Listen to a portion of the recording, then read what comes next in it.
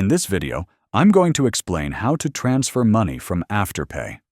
A lot of people wonder if they can move funds from Afterpay to their bank account, so let's clear that up. Afterpay isn't like a regular bank or digital wallet. You can't directly transfer money out of your Afterpay account because it's not designed for storing or sending money. It's strictly a buy now, pay later service. When you make a purchase, Afterpay pays the store on your behalf, and then you pay Afterpay back in 4 installments.